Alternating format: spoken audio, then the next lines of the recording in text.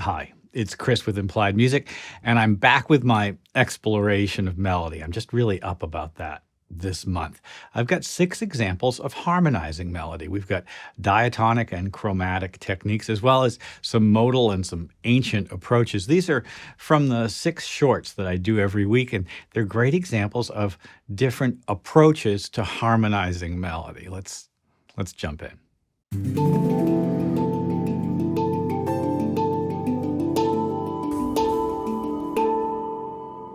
I'm a keyboard player, a pianist, composer, and I'm very into chords. And as a songwriter, you may be addicted to your chord cycles, to your favorite chord shapes and colors. But melody is the thing that we remember in a song. In fact, it's the thing you copyright when you copyright a song, right? Lyrics and melody. You can't copyright the chord progression. Harmonizing melody is sort of a double-edged sword, isn't it?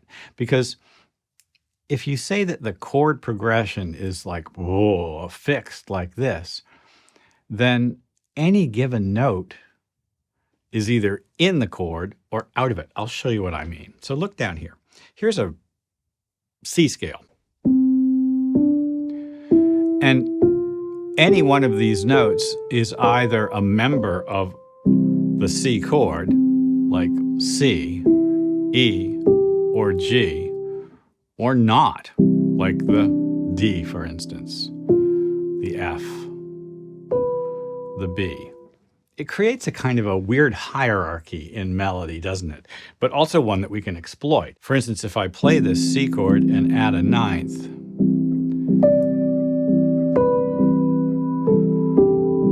you hear how kind of elegant that melody is, the anguish of the descending non-chord tones. So harmonizing a melody can become an exercise in creating tension and release. It's not the only thing that we can think about, but it is really powerful. Now, listen to my first example. We've taken a very simple melodic phrase, and I've filled in notes underneath it only from the C scale.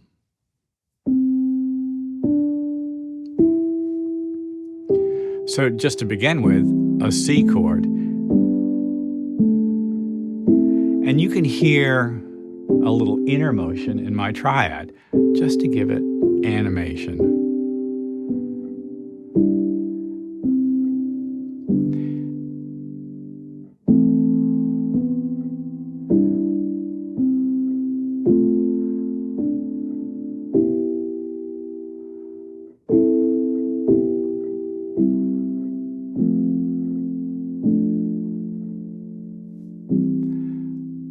In beginning theory, we might call this chorale harmonization. The melody is the top note, and the chords fill in underneath.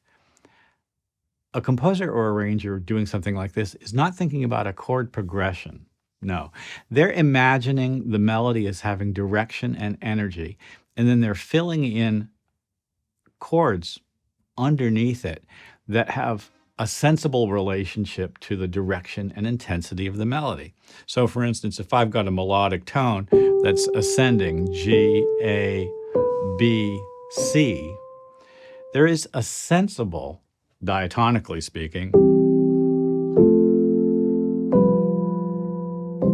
logic to creating 1, which is a C chord, 4, the 4 chord F, and then with the B, a G7 resolving to C. The melody dictates the sensibility of the chords underneath it. And using just diatonic chords, we get a chord progression, but it's really just about harmonizing the existing melody. That's diatonic harmonization, right? Triads under a melody. Now, our second example is chromatic harmonization. It's almost like we've taken the chorale concept, which is essentially what we call a coupling concept, where notes move smoothly underneath the melody, maybe in mostly the same direction, right? That's coupling. And we've taken it to an extreme. We've got a melody now in our next example, and we're going to create a structure of chords whose intervals are fixed. So here's my melody, and here's my fixed structure, a major third, and then a couple of perfect fourths. Now we get a chromatic harmonization.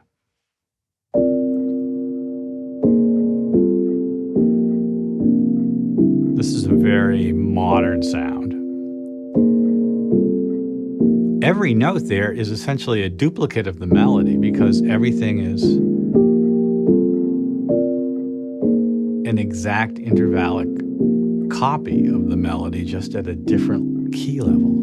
It's really kind of beautiful and strange, isn't it? The classic example of that is the so what chord. And almost any melody will sound great. So Mary Had a Little Lamb.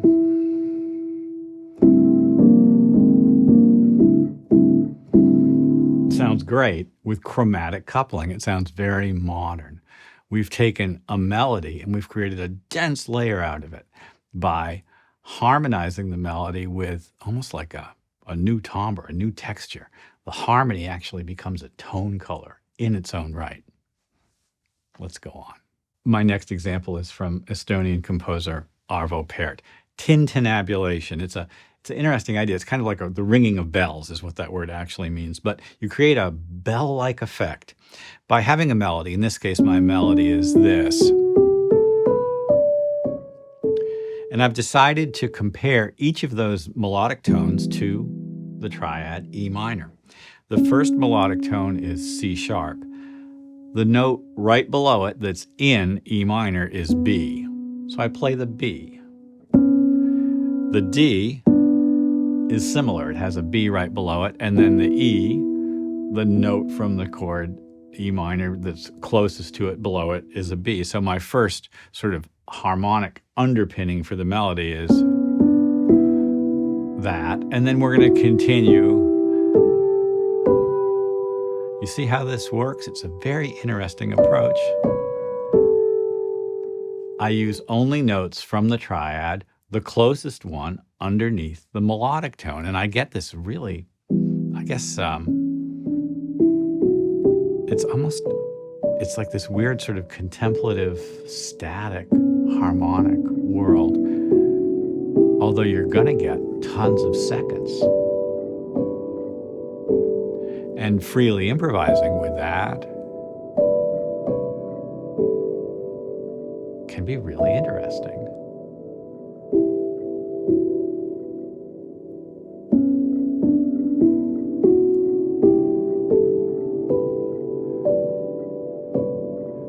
The classic piece that really demonstrates this best is Pärt's Für Elina. Well worth listening to. In that case, it's a B minor, but it's the same type of challenge. Very interesting stuff. Let's go on. You've probably noticed that all the harmonies so far have been under the melody, but that's not the only solution. In fact, if you're a folk singer or country rock singer, you're used to singing harmonies above the lead melody. This sort of classical melody, it's in B flat, can be easily harmonized just by adding a diatonic third above it. We're not really hearing a chord progression here, are we? We're hearing a kind of a very simple parallel harmony, a diatonic parallel harmony. Sometimes we add sixths instead of thirds, and I'm going to resolve to the octaves. It's a kind of a counterpoint, but it's not really counterpoint, is it exactly? But it is a very condensed version of chorale harmony. That is a kind of a coupling. Things are moving in parallel. I'm not getting a chord progression out of that, but I am getting harmonies. I do make a distinction. We have two more examples. Let's go on. So example 5 is just, it's almost like a study, right? It's something we really have to acknowledge if we're going to do this. Any melodic tone may be a factor in a chord. It may be the root. G might be the root, the note G, bing, bing, bing, might be the root of a G. It might be the third of E minor. It might be the fifth of C. Now, if I was in minor, it's the root of G minor. It's the third of E flat major. It's the fifth of C minor. I've got 6 possible triads, simple, easy to play, easy to hear chords that one note could be like beautifully statically a member of, right? All of those chords are available to us when we harmonize that melodic tone. We may not be able to make them sensible for our song, but they're all there.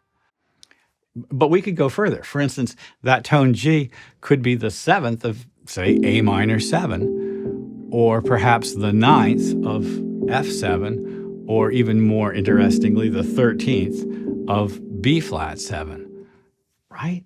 So that G has a lot of masks, maybe costumes it could wear, right?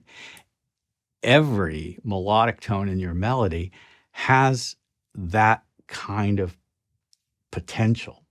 And that means so much is possible, right? Just finishing this up, just a little cycle.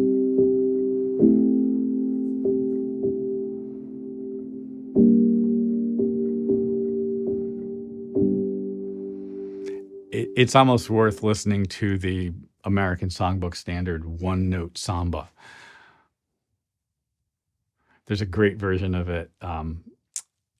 Sergio Mendez's Brazil 66 does a great recording of it. So hop over to Spotify or Apple Music or the Tube of You, which you're already on, and listen to the one-note samba.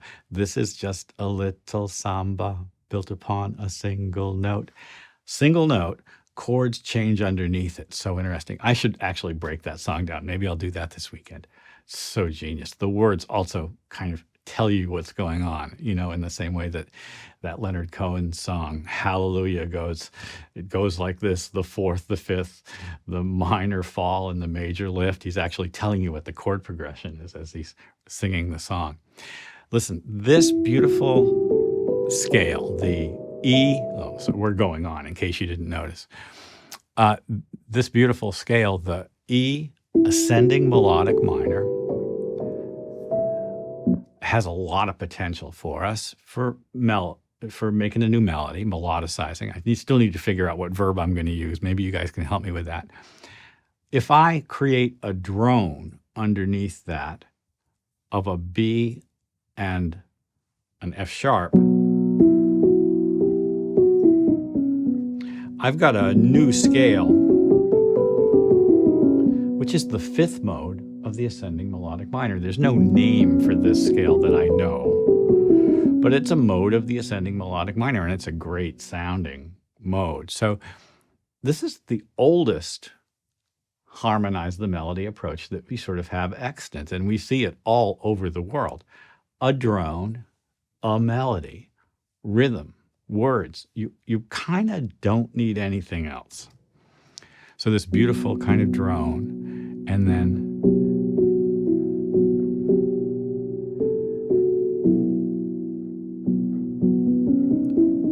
this modal approach to melodicizing.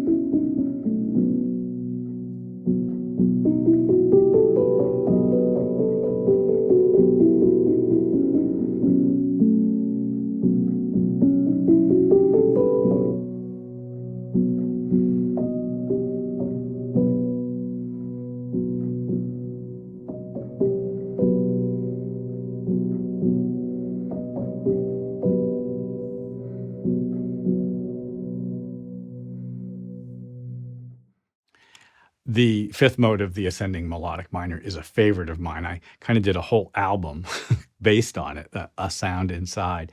2 of the tracks from that album are in HBO's documentary One South. And I'm really proud to have that music be in a documentary like that. It's a very interesting show right now. I'm going to recommend that to you. Listen, Melody is the center of everything. And while we do spend a lot of time thinking about harmony, chord progressions, the history of how harmony works in coming from Western Europe and how chords are voiced and flow and how they work with our songs and stuff and how they create story, right? When at the end of the day, to coin a phrase, it really does turn out to be about the melody and maybe to some degree about the voice. I'm not really much of a singer, and so it took me a long time to get to that. But I think people who are singers kind of know this intuitively already, right? Horn players may know this intuitively. Lead guitar players may really understand this. And I've been clawing my way to the truth of this because, I came up as mostly a pianist, and it's very compelling, all of those notes, right? You only really have to play one at a time. But when you want to harmonize your melody, what do? Well, there's any number of schemes, aren't there? We just looked at 6, and I hope this was useful. Like and subscribe, please.